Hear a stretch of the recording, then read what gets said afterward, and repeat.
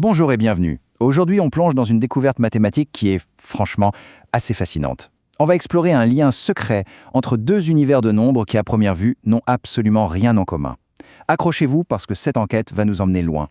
Voilà la grande question au cœur de tout ça. Voyez ça comme une sorte d'enquête policière cosmique. D'un côté, on a le nombre d'or, ce grand architecte de la nature, et de l'autre, les nombres premiers, qui sont totalement imprévisibles, un peu mystérieux. Alors, est-ce qu'il pourrait y avoir un lien caché entre les deux? Eh bien, la réponse va peut-être vous surprendre. Allons chercher les indices. Bon, commençons par le commencement. Dans cette première partie, on va faire connaissance avec nos deux personnages principaux. D'un côté, l'élégant nombre d'or, et de l'autre, les très énigmatiques nombres premiers. Alors voilà nos deux protagonistes. À gauche, le nombre d'or, qu'on appelle aussi phi. Lui, il incarne l'ordre, l'harmonie. On le trouve partout, dans la spirale d'un coquillage, dans les pétales d'une fleur, même en architecture. Et à droite, les nombres premiers. Eux, c'est tout le contraire. Ils sont les briques élémentaires des maths, indivisibles, mais leur distribution a l'air complètement chaotique, presque aléatoire.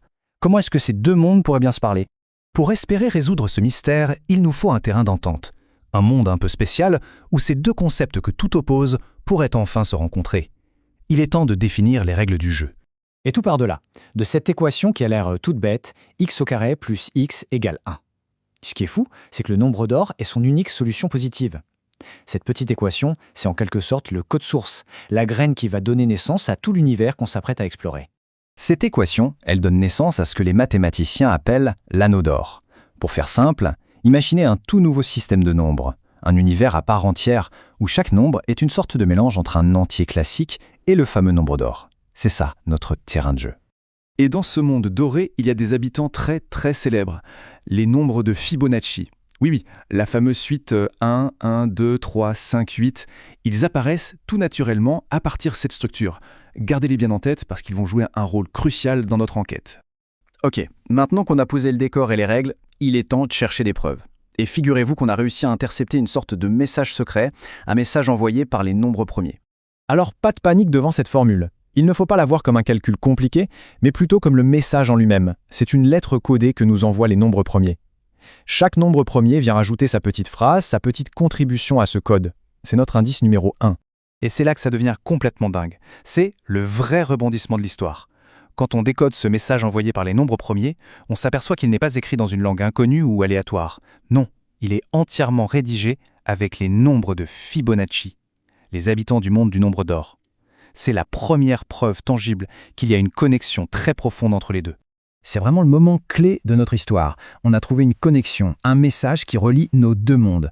Mais est-ce que ce lien est solide ou est-ce que ça pourrait n'être qu'une gigantesque coïncidence? La question qui se pose est assez simple. Est-ce que ce message pourrait, dans certains cas, être complètement vide? Est-ce que le signal pourrait tomber à zéro? Autrement dit, est-ce que la communication entre ces deux mondes pourrait être coupée? Et là, le théorème central de cette recherche nous donne la réponse. Sans aucun jargon mathématique, l'essentiel est là. La réponse est un non catégorique. Le message ne peut jamais être vide, la connexion ne peut jamais, au grand jamais, être rompue. Ce nombre, 0.152110, il peut sembler petit, mais en réalité son importance est capitale. C'est en quelque sorte le volume minimum garanti du message. Quelle que soit la situation, le signal aura toujours au moins cette intensité. Il ne tombe jamais dans le silence. C'est une garantie. La conclusion est donc sans appel. Ce lien entre le monde du nombre d'or et celui des nombres premiers, ce n'est pas un coup de chance. C'est quelque chose de réel, de permanent, d'indestructible. C'est une véritable loi de la nature mathématique.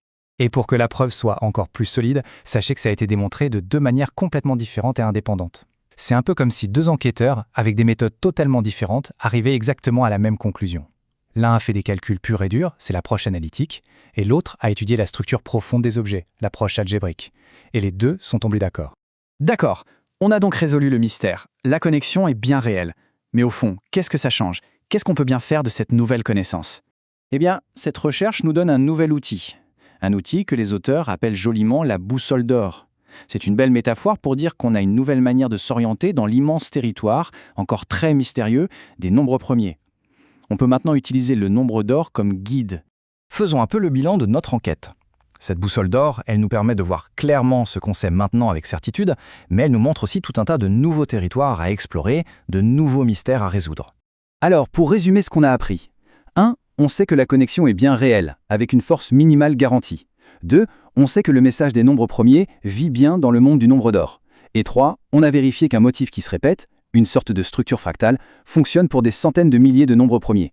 Alors, quel est le prochain défi? La nouvelle quête, c'est de construire un pont solide, une connexion directe entre cette nouvelle découverte, ce fameux message, et tous les outils qu'on utilise déjà en théorie des nombres. C'est un peu comme si on venait de découvrir un nouveau continent et que maintenant, il fallait construire les routes pour le relier au reste du monde. Et tout ça, ça nous laisse avec une dernière question, une question assez vertigineuse. Cette boussole d'or nous a déjà montré une connexion que personne n'aurait pu imaginer, alors quels autres secrets, quelles autres merveilles cachées au fin fond de l'univers des nombres va-t-elle nous aider à découvrir demain? Clairement, l'aventure ne fait que commencer.